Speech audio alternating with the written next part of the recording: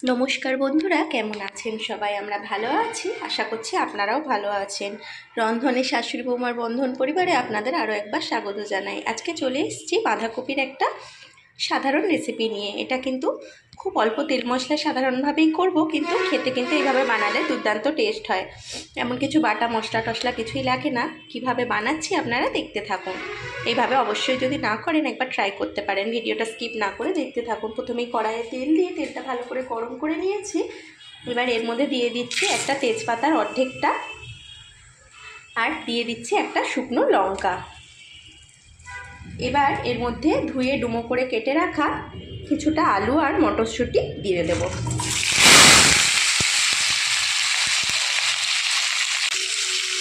এবার আলু আর মটরশুঁটিতে এই সামান্য একটু লবণ দিয়ে দেবো, দিয়ে একটু আস্তে আস্তে করে ভেজে নেব। আপনারা ভিডিওটা স্কিপ না করে দেখতে থাকুন। অন্যদিকে আমরা বাঁধাকপিটা রেডি করে নিই। এটা একটু ভাজা ভাজা হতে থাকুক, তারপরে দেখাচ্ছি আপনারা কিন্তু স্কিপ না করে দেখতে থাকুন। এই দেখুন বন্ধুরা, আলুগুলো লাল করে ভাজা হয়ে গেছে। এবার আলুগুলো তুলে নেবো, আর অন্যদিকে বাঁধাকপিটা ধীরে ধীরে করে কেটে ধুয়ে পরিষ্কার করে নিয়ে একটু ভাপাতে দিয়েছি। খুব সামান্য একটু গরম জলে ধুয়ে জল ঝরিয়ে নেব। স্কিপ না করে দেখতে থাকুন। দেখুন বন্ধুরা, বাঁধাকপিটা আমি ভাপিয়ে নিয়ে জল ঝরিয়ে নিয়েছি, আর আলুটাও ভেজে তুলে রেখেছি।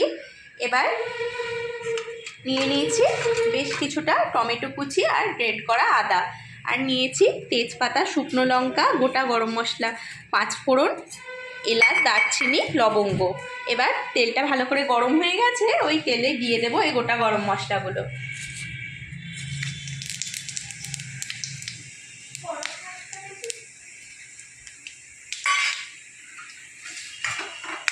এবার গ্রেট করা আদাটা এর মধ্যে দিয়ে দিচ্ছে মামনি।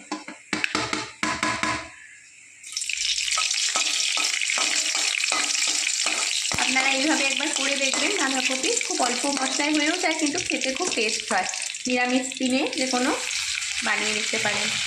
ভাত, রুটি, মুড়ি সব কিছুর সাথে খুব ভালো লাগে এইভাবে, পরোটা, লুচি। আপনারাও কে কেমনভাবে করেন জানাবেন কমেন্ট করে। আদাটা একটু হালকা করে নেড়ে নিয়ে এবার দিয়ে দেবে মামনি কুচিয়ে রাখা টমেটোটা।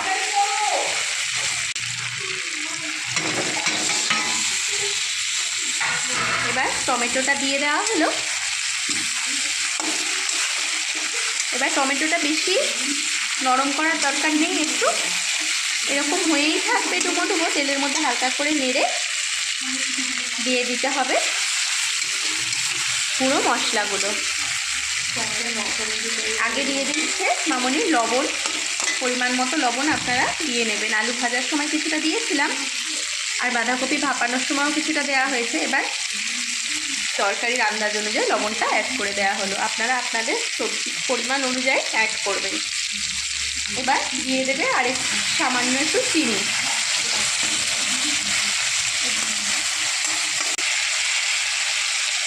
মামনি একটু চিনি দিয়ে দিল। এই সময় দিলে তরকারি কালারটাও ভালো আসে, আর টেস্টের ব্যালেন্সটাও ঠিক থাকে। আপনারা বাঁধাকপি একটু করলে কষ্টা লাগে, তো একটু মিষ্টি দিলে ভালো লাগে রুটি পরোটার সাথে খেতে। দেখুন টমেটোটা হালকা হালকা নরম হয়ে এসছে। এবার মামনি দিয়ে দেবে গুঁড়ো মশলা, হলুদ, জিরে আর কাশ্মীরি। দিয়ে দিচ্ছে 1 চামচ মতো হলুদ গুঁড়ো, আর দিয়ে দিচ্ছে 1 চামচ মতো জিরে গুঁড়ো। দিয়ে দেবে 1 চামচ মতো কাশ্মীরি লঙ্কার গুঁড়ো। এইভাবে কষা কষা করে বাঁধাকপি বানিয়ে দেখবেন, খুব ভালো লাগে খেতে। এই দেখুন বন্ধুরা, মশলাটা ভালো করে কষানো হয়েছে। এবার সামান্য একটু জল দিয়ে দিচ্ছে, যাতে নিচ থেকে ধরে না যায়।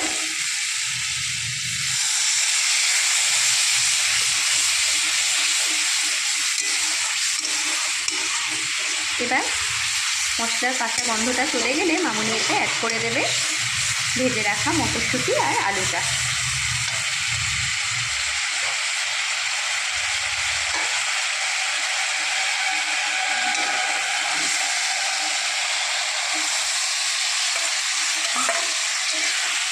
দেখুন মামনি দিয়ে দিল।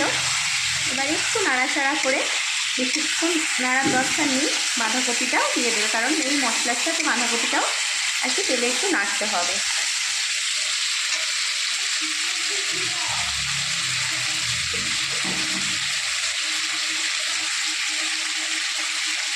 বাঁধাকপিটা আপনারা চেষ্টা করবেন এইরকমভাবেই হালকা করে ভাপানোর। দেখুন বেশি ভাপিয়ে নিলে কিন্তু বেশি মানে সেই নরম হয়ে গেলে ভালো লাগবে না বাঁধাকপিটা। এবার বাবুলি বাঁধাকপিটা দিয়ে দিচ্ছে।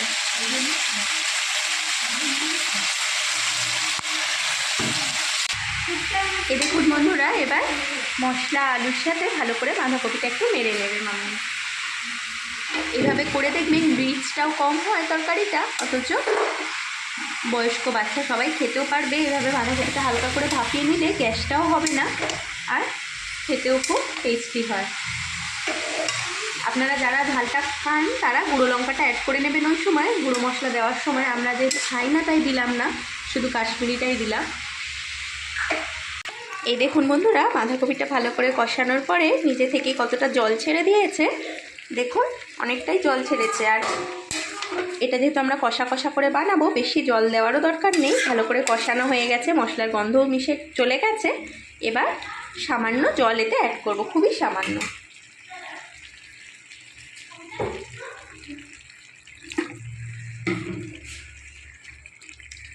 দেখুন আমি জলটা অ্যাড করে দিলাম। আপনারা আপনাদের বাঁধাকপির সবজির পরিমাণ অনুযায়ী জলটা অ্যাড করবেন, যাতে একটু সিদ্ধ হয়ে শুকনো শুকনো কষা কষা হয়ে যায়, সেই আন্দাজ করে জলটা দেবেন। এবার মিনিট 5 জন্য আমি ঢাকা দিয়ে হতে দেবো, গ্যাসের ফ্লেমটা মিডিয়ামে রেখে। আপনারা কিন্তু স্কিপ না করে দেখতে থাকুন এরপরে কি দিচ্ছি।